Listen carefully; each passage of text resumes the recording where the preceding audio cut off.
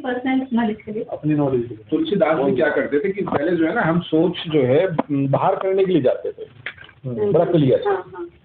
तो तुलसीदास जी एक लोटा, क्योंकि लोटा साथ लेके जाते थे, क्योंकि वो एक संत आदमी के तो जो चलता पानी उसको तो खराब करते नहीं थे, तो लोटा लेके साथ जाते थे, क्योंकि जो चलते पानी में ऐसा काम करता है वो मूर्ख होता है।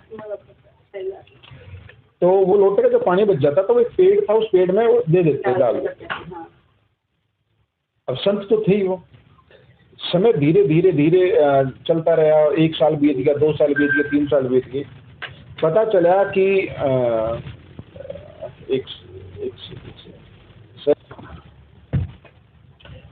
उस पेड़ पर प्रेत रहता था, प्रेत का वास था। वो प्रेत उसके सामने एक दिन प्रकट हो गया। वो कहता है कि महाराज मैं आपकी उससे बड़ा खुश हूँ।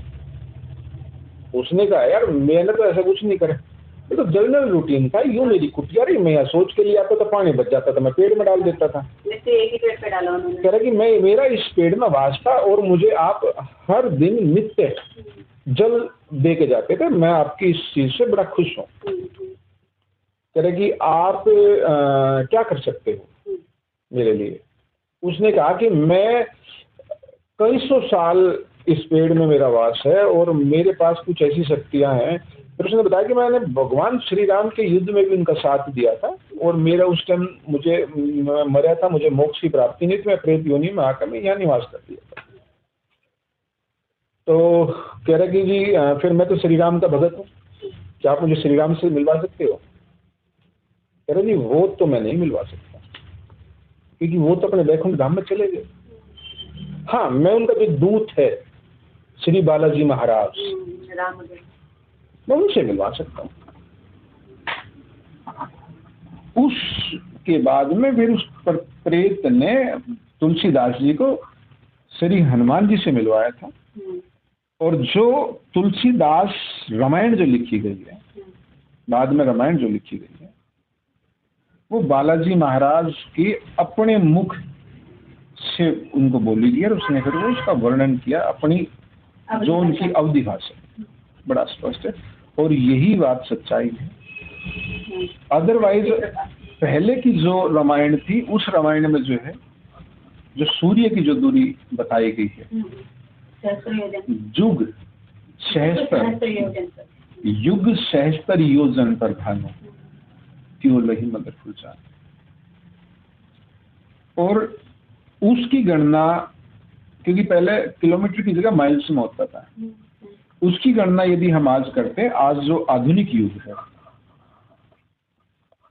तो एग्जैक्ट आती है जी 550 साल पहले, जब कोई पैमाना यंत्र नहीं था मापने का, किसी को पता ही नहीं था कुछ भी, जब उसने सूर्य की दूरी का वर्णन कर दिया था।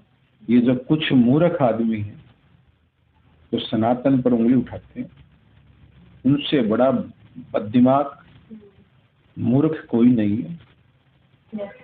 फॉरेन की आप एक चीज और देखो ना, हम 1600 ईस्वी में एक्सप्लोर होना शुरू हो गए थे। इस चीज को मैं भी मैं इन सब चीजों को छोड़ दो, वो एक्सप्लोर का तो एक अलग हुआ है। मैं तो बड़ा सत्य घटना बताता हूँ। हमारे यहाँ पे जो है साउथ में महर्षि अगस्त का लिखा हुआ भविष्य पुराण था। अंग्रेज उस पुराण को उठा के ले गए अपने साथ में। वो आज भी ताड़पत्र पे है, मैंने खुद देखा है। और यहाँ हमारे गुड़गांव में सेक्टर 31 में उसका एक ऑफिस भी बना हुआ है। अच्छा। हाँ ठीक है। तो उन्होंने यहाँ से जो संस्कृत के अच्छे मास्टर थे, उन्होंने अपने पास बुलाया उसको ट्रांसलेट करने के लिए। मैं ये नहीं कहता कि उस व्यक्ति ने उस पर ट्रांसलेट नहीं हुआ, हो सकता है कि उस व्यक्ति ने चतुराई दिखाई हो, समझदारी दिखाई हो, उसने ट्रांसलेट करके ही नहीं दी अपनी धरोहर को बचाने के लिए। तो अंग्रेजों ने क्या करा कि उस ग्रंथ का बोली का समय रख दिया कि फलाने दिन उसकी बोली करेंगे। जो वो परिवार है, उस परिवार के वंशज, कोई ज्यादा पुरानी बात नहीं, आज भी है और आज भी वो जगह जगह वो करते हैं। उस परिवार के वंशज ने अपना घर, परिवार, जेवर सब कुछ बेच दिया था उस पैसे को, क्योंकि नहीं नहीं नहीं, वो तो बोली में भी ये नहीं पता ना कि भाई मुझे कितना लेना? 500 रुपये चाहिए, 5,000 चाहिए, 5 लाख रुपए चाहिए। उन्होंने ये कहा कि जो भी कुछ है रिश्तेदारी का, अपना पराया, जो भी कुछ है, धन, पेड़, पशु, जो भी है, सब कुछ बेच दो। क्योंकि जब बोली लगती है तो पता नहीं बोली कहाँ तक पहुंचेगी, तो हम उतने सामर्थ्य हैं कि उस बोली को लास्ट तक लेके जा सके। वो उस ग्रंथ की बोली लगा के उस ग्रंथ को वापसी लेके आए हैं। अभी वो गुड़गांव में ही है? नहीं, वो गुड़गांव में भी है, साउथ में भी है, वो पंजाब में भी है, वो दिल्ली में भी है। अब उन्होंने क्या कर दिया कि ऑफिस बना दिए हैं कि 5% दिल्ली में है, 5% गुड़गांव में, 5% साउथ में है। और सब जगह जाएगा फिर? मैं गया हूँ उसमें, उस ग्रंथ के बारे में। वो ये नहीं पूछते कि आपका नाम क्या, आप कहाँ से आए, कहाँ से नहीं। वो 4 अंगूठे के निशान लेते हैं लेफ्ट हैंड के, और उसके बाद वो अपने उससे ग्रंथ से मिला के लेके आते हैं। अच्छा। हाँ, और मज़े की बात क्या है कि वो आपके माँ बाप से शुरुआत करते हैं कि आपके फादर का नाम ये है, आपके मदर का नाम ये है। आपको सिर्फ हाँ और ना बोलनी है, उसमें कुछ भी और ऐड नहीं करना है। जब आपके मदर, फादर, सिस्टर, भाई बंधु के नाम मैच हो जाते हैं, होता क्या है कि अब इन मूर्खों को ये भी नहीं पता कि हमारे जो ओरा होती है, ओरा वो 7 ओरा होती है हमारे शरीर की। तो एक इस दुनिया में एक सेम 7 व्यक्ति हैं, चाहे वो शकल मिला लो, चाहे उनका सेम वो मिला लो। तो जब आपका सब कुछ मैच हो जाएगा, भी आपके मम्मी का भी नाम वो है, फादर का भी नाम वो है, सिस्टर का नाम भी वो है, फिर आपका जो शादी हो गई है तो उसकी पत्नी का, आपकी पत्नी का नाम ये, आपके बच्चों का नाम ये, आप हैरान रहोगे कि ठीक है माँ बाप का नाम उसने बता दिया, भाई बहन का बता दिया, आपने लिया कि आपसे सिर्फ 4 अंगूठे के निशान, फिर आपकी पत्नी का नाम बता रहे हैं। कितना बड़ा संयोग है ये, इससे बड़ा संयोग क्या है। फिर आपके बच्चों का नाम बता रहे हैं, फिर आप करंट में क्या क्या कर रहे हो ये बता रहा है, आपके जीवन में क्या क्या होगा। जैसे मैं अपनी बताता हूँ, जब मैं गया था तो उस टाइम मेरा इलेक्ट्रिकल इंडस्ट्री सप्लाई का काम था। तो उसने माले पूरे चैप्टर बताए, ये फलाना ढिकड़ा जो भी है। उसने फिर बताया कि आपके जीवन में 4 काम रहेंगे। मैंने भी क्या क्या रहेंगे, कह रहे बिजली का आप इक्विपमेंट सप्लाई करते हो कंपनियों में, ठीक है जी। दूसरा, आग से संबंधित काम रहेगा, ठीक है जी। तीसरा, आप जो है जमीन से संबंधित काम करोगे, ठीक है जी। चौथा, आप देश विदेश में पदार्थों को भेजने का, लाने का काम करोगे। जीवन में 4 काम उसने बताए थे, ठीक है जी। मजे की बात क्या है कि 2000 मैं शायद 9 में या 13 में गया था। हेलो, तो मैं शायद 2011 या 12 में उनके पास गया था, और मैं बड़ा अचंभित रहा कि 2013 में मुझे फायर के काम की कोई जानकारी नहीं है, ABCD भी नहीं पता। मैं किसी अपने दोस्त से मिलने के लिए गया, उसने कहा मेरी फैक्ट्री बनी, तू फायर काम कर ले। मैंने कहा अपने तो नॉलेज नहीं। बोला कोई बात नहीं, काम करेगा, नॉलेज भी हो जाएगी। उसके बाद इतना काम किया कि देश विदेश में जो है ना, शायद 700 प्रोजेक्ट कर लिए कि जो एक आम जीवन में एक नॉर्मल व्यक्ति नहीं कर पाता। तो फायर के जो पास थे उनको नहीं, उसने बताया, उसने मेरे जीवन की बताई है। फिर कहा कि आप जमीन का काम करोगे, तो 2020 में जब लॉकडाउन है तो जमीन का काम लग किसी करने।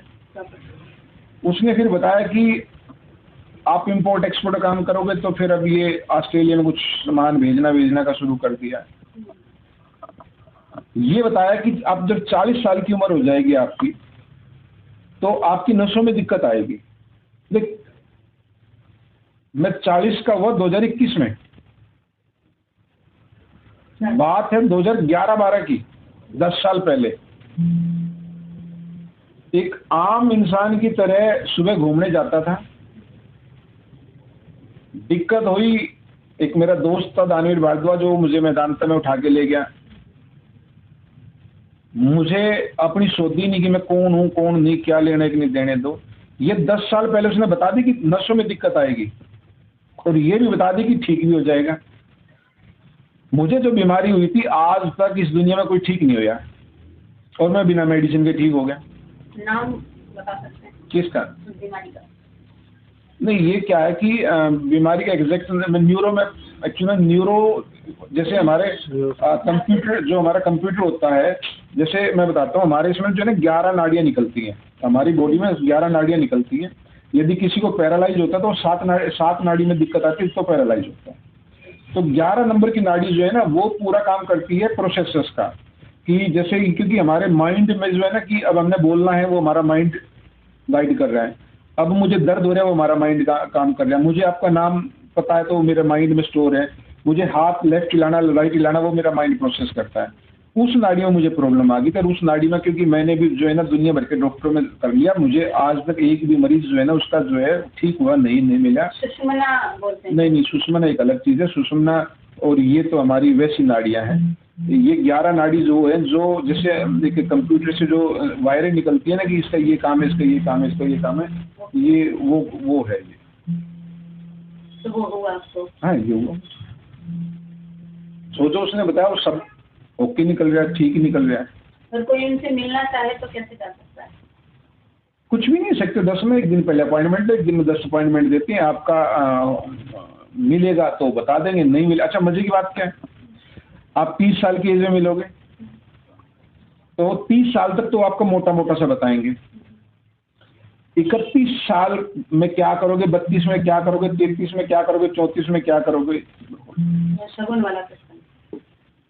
मतलब जब तक जिएंगे हम इस दुनिया में क्या क्या करके जाएंगे उसमें सब कुछ डिटेल है, बिल्कुल सब कुछ डिटेल है, और बाकायदा रिकॉर्डिंग करके देते हैं वो सीडी। ये नहीं कि लिख के वो मतलब वर्बली बता दी, हर साल का आपको बताएंगे कि आपके बच्चे क्या करेंगे क्या नहीं करेंगे, सब कुछ उसमें।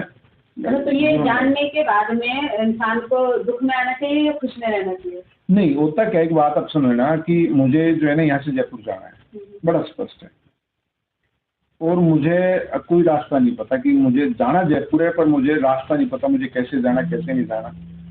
तो ताकि उसमें हमें दुख मनाना चाहिए, सुख मनाना चाहिए। अब हमें क्या है कि जयपुर जाना है और जयपुर का हमें रास्ता नहीं पता, क्योंकि जब हम जीवन जीते हैं तो हमें अपने जीवन का एक्चुअल मंजिल क्या है उसका नहीं पता है। अब यदि कोई आपको कोई साधु संत मिल जाए या कोई इस प्रकार का व्यक्ति मिल जाए जिसको जयपुर का रास्ता पता है, और वो आपको कह दे कि बेटा आप यहाँ से जो है ना यहाँ से बाउल जाओगे, बाउल से जो है ना आगे फिर कोटपुतली जाओगे, कोटपुतली जाके आपको चौमा जाओ फिर जयपुर मिल जाएगा, तो आपके लिए इजी हो गया। या आप पहले जो है ना रोहतक जाओगे, रोहतक से हिसार जाओगे, हिसार से फिर जो है ना उधर क्या कहते हैं ये जो और वो झुंझुनू पड़ते हैं उधर घूमते हुए, फिर जो है ना झुंझुनू से सीधा जो है उधर जयपुर के दूसरे छोर मेहंदीपुर बालाजी चले गए, फिर उससे आगे एमपी चले गए, फिर एमपी से गुजरात चले गए, गुजरात से फिर वापसी घूम के जो है आप फिर जयपुर आए। तो इसमें रास्ता कौन सा आसान है? वो जिसको पहले से पता है। हाँ। तो इसमें जो है ना दुख है ना खुशी, इसमें आदमी को अपना जो है ना एक गंतव्य का पता चल जाता है कि मुझे यहाँ पहुँचना है और मेरा जीवन में लिखा यही है। एक चीज़ और भी क्लियर है, कोई किसी को बहम और किसी को वो है कि मैंने ये कर दिया मैंने ये कर दिया, वो सिर्फ अपना कर्म करने के लिए आ रहा है। यहाँ सब कुछ ही प्री प्लान, सब कुछ ही लिखा हुआ है, सब कुछ ही लिखा हुआ, सब कुछ ही प्री प्लान है। हम सिर्फ अपना कर्म करने के लिए आते हैं यहाँ पे, हमारे जीवन की एक हिस्सा हम यहाँ गुजारने के लिए आते हैं, और वो हमें वहम हो जाता है कि हमने बहुत कुछ कर लिया। हमारी डेंसिटी जो है ना सब कुछ पहले लिखी हुई होती है। तो डेस्टिनी में अगर किसी को धार्मिक राह पर जाना हो और उसमें ये निकल के आए कि धार्मिक पथ तो है ही नहीं, तो फिर क्या किया जाए? जा ही नहीं सकता। जो हमारी कुंडलिनी बनती है, उस कुंडलिनी में स्पष्ट लिखा होता कि आपके इसमें जो है ना आपके एक माँ बाप के अलावा कहीं और से भी धन आएगा। जैसे मेरी कुंडलिनी में है, मेरी जब कुंडली बनती है तो उसमें लिखा होता कि भाई आपके माँ बाप के अलावा भी आपके कहीं और से भी वो आएगा। तो मैं मेरे नाना का कोई लड़का नहीं था तो मैं वहाँ गोद रहा, मुझे वहाँ का 20 साल है, ये मेरी कुंडली में स्पष्ट लिखा हुआ।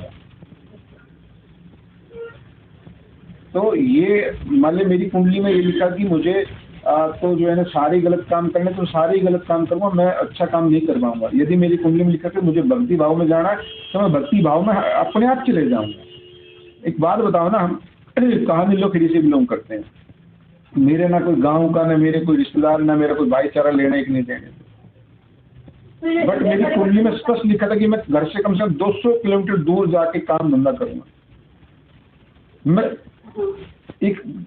एक आम से परिवार से निकल के यहाँ गुड़गांव आया, पहले गुड़गांव नौकरी करी, फिर बिजनेस शुरू किया, पैसे नहीं थे, नॉलेज नहीं थी, सबसे बड़ी बात है नॉलेज नहीं थी, वैसे ही मजाक मजाक में शुरू कर लिया कि यार काम करेंगे, या तो खत्म हो जाएंगे या आगे बढ़ जाएंगे। ये सब जो है ना ऑटोमेटिक चीजें वहां ले जा, कोई किसी को वहम हो कि मुझे ये हो गया, मुझे ये हो गया, तो इस सब की गलत फहमी है। मुझे सवाल यही है, एक तो हृदय परिवर्तन की बात होती है, जैसे अगली माला होगी हम सुनते हैं, तो वो कैसे होता है? वे वाल्मीकि थे, वो डाकू थे, उनका हृदय परिवर्तन हुआ, अग्निवाल का हृदय परिवर्तन हुआ, तो क्या ये कैसे होती है? कोई गलत रास्ते से सही रास्ते कैसे आता है? देखो एक बात बताता हूँ, ये अब हमारे मन की उत्पत्ति है कि वाल्मीकि डाकू था, ये था, फलाना डिकड़ा था। वो वाल्मीकि की अगर इतिहास में बताऊं कि वाल्मीकि एक क्षत्रिय था, वाल्मीकि क्षत्रिय था, एक सेना का एक हिस्सा था। उससे कोई इस प्रकार की गलती होगी कि उसको जो है ना मृत्यु दंड दे दिया गया था। पर होता क्या कि उसने राज्य की सेवा इतनी करी थी, उसको ये कहा कि आप इसको मृत्यु दंड मत दो और आप इसको राज्य से बाहर निकाल दो। पहले तो राज्य बाहर क्या मतलब जंगल था, देश निकाला। अब देश निकाला नहीं, राज्य से बाहर निकालना। देश का परिधि अलग थी, राज्य की परिधि अलग थी। राज्य का मतलब उस महल की परिधि से, देश का तो बहुत बड़ा वो था। तो जंगल में रहने लग गया। अब जंगल में करे क्या क्या, वो तो क्षत्रिय था, तो बताओ क्या करेगा। तो वो अपना भाई किसी, उसको अपना परिवार भी चलाना था तो उसका परिवार भी साथ में। अब वो किसी को पकड़ता था तो कहता था भाई कुछ मने भी दे जा। वो अपनी जगह गलत नहीं था, उसकी परिस्थिति इस प्रकार की थी, क्योंकि उसने तो क्षत्रिय तो हमेशा लड़ना सीखा है कि भाई तू मुझे भी कुछ दे जा। तो हुआ क्या कि एक साधु जा रहे थे, तो उसने उसको पकड़ा कि हाँ जी साधु जी कोई ज्ञान दे जाओ। बोले भाई तेरे को देने के लिए मेरे पास कुछ भी नहीं है। तो बोले फिर ज्ञान दे जा। बोले ज्ञान तो दे जाऊंगा पर तू मानेगा नहीं। बोले 100 की 100 मानूंगा, क्यों नहीं मानूंगा। बोले मानेगा तो फिर सुन ले। बोले अपने घर जा। बोले अपने घर जा।